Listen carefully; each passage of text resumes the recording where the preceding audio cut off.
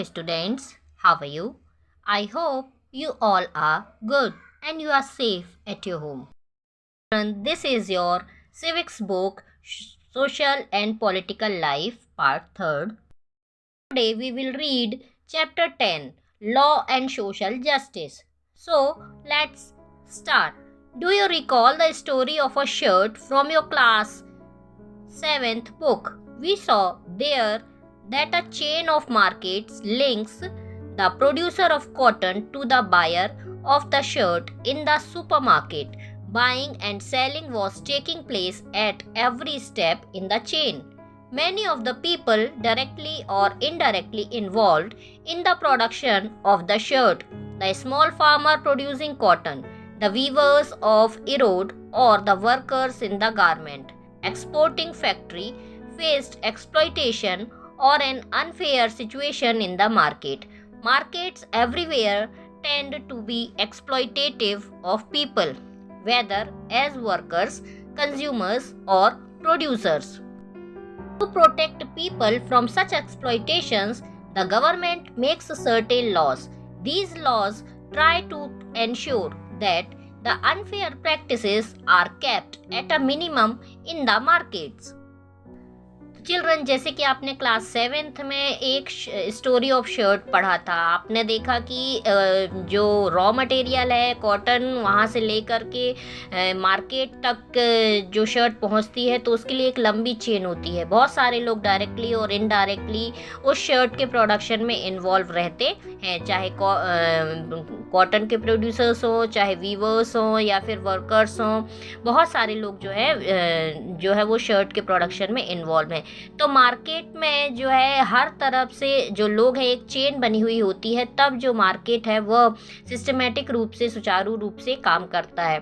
तो मार्केट में workers, consumers या प्रोड्यूसर्स सभी जो हैं वो अलग अलग तरह से अपना अपना काम करते हैं, लेकिन किसी न किसी प्रकार से उनका शोषण होता है. तो वो शोषण उनका रोकने के लिए, वो शोषण उनका ना हो, उससे उन्हें प्रोटेक्ट करने के लिए गवर्नमेंट ने कुछ कानून बनाए हुए हैं जो कि कोशिश करते हैं कि मार्केट में इस प्रकार के जो एक्सप्लॉयटेशन है वो कम से कम हो सकें.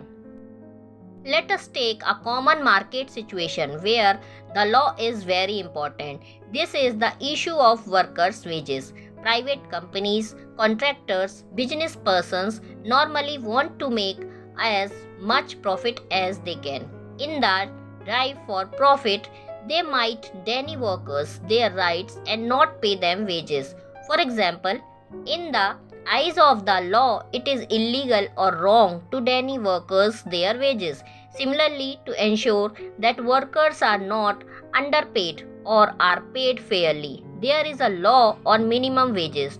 A worker has to be paid not less than the minimum wage by the employer. The minimum wages are revised upwards every few years, as with the law on minimum wages, which is meant to protect workers. There are also laws that protect the interest of producers and consumers in the market. These help ensure that the relation between these three parties, the worker, consumer and producer, are governed in a manner that is not exploitative. Private companies हो, चाहे contractor हो, business persons हो, आप देखते होंगे normally वो profit कमाने के लिए ही प्रोडक्शन करते हैं. और प्रॉफिट कमाने के लिए वो क्या करते हैं, जो वर्कर वहाँ पर काम कर रहे होते हैं उनको वेजेस कई बार नहीं दिया जाता है या फिर कम वेजेस दिया जाता है. तो गवर्नमेंट ने कानून बनाया हुआ है कि जो निश्चित वेज, गवर्नमेंट ने जो निश्चित मजदूरी तय की हुई है उससे कम मजदूरी उनको नहीं दी जा सकती है और इस तरह से उनका एक्सप्लॉयटेशन नहीं किया जा सकता है. कोई भी एम्प्लॉयर निश्चित की गई मजदूरी से कम मजदूरी यदि उन्हें देता है तो ये कानून का उल्लंघन होता है. मार्केट में कंज्यूमर और प्रोड्यूसर और वर्कर, इनका रिलेशन होता है. इनके बिना कोई भी चीज़ जो है प्रोडक्शन उसका नहीं हो सकता है. और यहाँ पर कंज्यूमर के भी कुछ राइट्स गवर्नमेंट के द्वारा प्रोवाइड किए गए हैं, ऐसे ही वर्कर्स के भी कुछ राइट्स गवर्नमेंट के द्वारा प्रोवाइड किए गए हैं. ऐसे ही कुछ राइट्स प्रोड्यूसर्स के पास भी होते हैं ताकि इनमें से किसी का भी एक्सप्लॉयटेशन कोई भी ना कर सके. But merely making laws is not enough. The government has to ensure that these laws are implemented. This means that the laws must be enforced. Enforcement becomes even more important when the laws seeks to protect the weak from the strong. For instance, to ensure that every worker gets fair wages, the government has to regularly inspect work sites and punish those who violate the law. When workers are poor or powerless, the fear of losing future earnings or facing results often forces them to accept low wages. Employers know this well and use their power to pay workers less than the fair wage. In such cases, it is crucial that laws are enforced.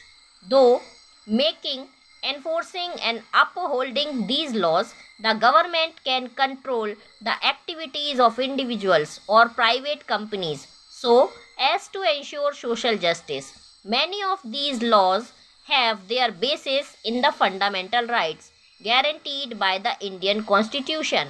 For instance, the right against exploitation says that no one can be forced to work for low wages or under bondage. Similarly, the Constitution lays down no child below the age of 14 years shall be employed to work in any factory or mines or engaged any other hazardous employment. सिर्फ कानून बनाना ही पर्याप्त नहीं होता है। Government यह कोशिश करती है, इंश्योर करती है कि वह इन कानून को इम्प्लीमेंट भी कर सके। मतलब है कि कानून निश्चित रूप से ही लागू किए जाएं और लोगों के द्वारा माने जाएं, स्वीकार किए जाएं। ये कानून इसलिए भी ज़रूरी हो जाते हैं लागू करना ताकि जो स्ट्रॉन्ग पोर्शन है, स्ट्रॉन्ग पार्ट है सोसाइटी का, और वीक लोगों को जो है उनका एक्सप्लॉइटेशन ना कर सके, उनको प्रोटेक्शन दिलाने के लिए ज़रूरी होते हैं ये कानून जो है वो लागू हो सकें। जैसे कि यह ज़रूरी है कि हर वर्कर जो है उसे अपना वेजेस मिले, मजदूरी मिले, तो गवर्नमेंट क्या करती है, रेगुलरली जो वर्क साइट्स होती हैं उन पर जा कर के इंस्पेक्शन करती रहती है कि जो उनसे पूछताछ करती रहती है कि उनको मिनिमम वेजेस जो निश्चित किया गया वो मिल रहा है कि नहीं मिल रहा, और यदि नहीं मिल रहा है तो कानून के तहत फिर वो जो एम्प्लॉयर है उसको फिर वो पनिश भी कर सकते हैं। क्या होता है कि गरीबी की वजह से या डर की वजह से या कोई और कारण हो सकता है, उसकी वजह से जो लेबर्स होते हैं वो कम वेजेस पर भी काम करने के लिए तैयार हो जाते हैं, और जो एम्प्लॉयर होते हैं उनकी मजबूरी का फ़ायदा उठाते हैं और फिर उन्हें जो फेयर वेजेस देना चाहिए उससे भी कम वेजेस पर उनसे काम करवाते हैं, जबकि यह लॉ का उल्लंघन है, कानून का उल्लंघन है और यह नहीं होना चाहिए। ऐसे ही गवर्नमेंट ने एक और लॉ बना रखा है, फंडामेंटल राइट जो है ये गारंटी देते हैं कि हमारा इंडियन कॉन्स्टिट्यूशन ये गारंटी देता है कि जो है सभी जो व्यक्ति हैं उनको सम्मान के साथ जीने का अधिकार है, और जो भी उनका काम है उसके अनुसार उन्हें जो है आउटपुट मिले। वैसे ही 14 ईयर के जो चाइल्ड हैं, 14 ईयर से कम एज के जो बच्चे हैं, उन्हें कहीं भी माइंस में, फैक्ट्रीज़ में काम पर नहीं लगाया जा सकता है। कोई भी ऐसी डेंजरस जो चीज़ है, कोई भी ऐसा डेंजरस एम्प्लॉयमेंट है वहाँ पर उन्हें एज ए एम्प्लॉय नहीं रखा जा सकता है। यह हमारे कानून का उल्लंघन होगा यदि कोई इस तरह से करता है तो। आज के लिए इतना ही। नेक्स्ट वीडियो में हम पढ़ेंगे कि ये सारे जो लॉज हैं वो कैसे प्रैक्टिस में लाए जाते हैं, किस प्रकार से सोशल जस्टिस लोगों को प्रोवाइड करवाया जाता है। ये सब चीज़ों को हम नेक्स्ट वीडियो में समझेंगे। Till then, good day.